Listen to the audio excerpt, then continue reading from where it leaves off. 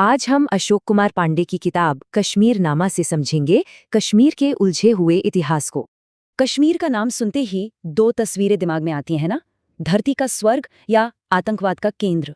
तो किताब इन दोनों के बीच फंसे उस इंसानी कश्मीर को ढूंढने की कोशिश है। अब इसकी असली पहचान समझने के लिए चलिए इसके इतिहास की जड़ों तक चलते हैं। बहुत पहले कश्मीर बौद्ध और शैव दर्शन का एक बहुत बड़ा ग्लोबल सेंटर हुआ करता था। यहाँ इस्लाम जोर जबरदस्ती से नहीं फैला, बल्कि एक अनोखी ऋषि परंपरा से, जिसमें कई धर्मों का संगम था। और इसी मेल जोल से जन्मी एक खास पहचान, जिसे कहते हैं कश्मीरियत, जीने का एक अलग ही तरीका। कहानी में मोड़ तब आया जब डोगरा राजवंश ने राज करना शुरू किया और हालात बदलने लगे। सोचिए, 1846 में अंग्रेजों ने कश्मीर को लोगों समेत महाराजा गुलाब सिंह को 7.5 लाख में बेच दिया था। इसी दमन वाले डोगरा राज के खिलाफ हुआ विद्रोह कहानी का एक अहम मोड़ बना। उस दिन डोगरा फौज की गोलियों से 22 प्रदर्शनकारी मारे गए और यहीं से एक बड़ा आंदोलन खड़ा हो गया। इसी घटना ने महाराजा के खिलाफ शेख अब्दुल्ला को जनता का सबसे बड़ा नेता बना दिया।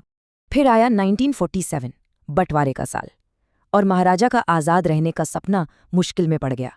कबाइलियों के हमले के बाद महाराजा ने भारत से जुड़ने का फैसला किया।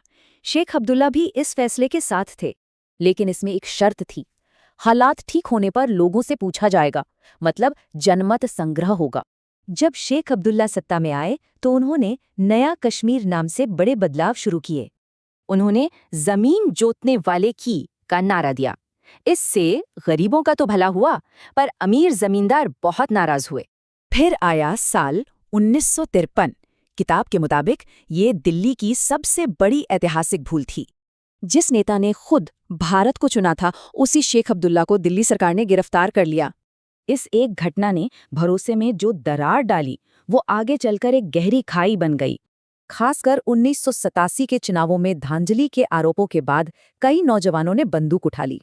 इसके बाद हिंसा का दौर शुरू हुआ और कश्मीरी पंडितों को अपना घर-बार छोड़कर जाना पड़ा। किताब का तर्क है कि आर्टिकल 370 कोई दीवार नहीं, बल्कि कश्मीर को भारत से जोड़ने वाला एक पुल था। तो फिर रास्ता क्या है? किताब के अनुसार आगे बढ़ने का सिर्फ एक ही रास्ता है, बातचीत यानी संवाद। किताब हमें एक अहम सवाल के साथ छोड़ जाती है। क्या बातचीत से इतिहास के गहरे जख्म भर सकते हैं?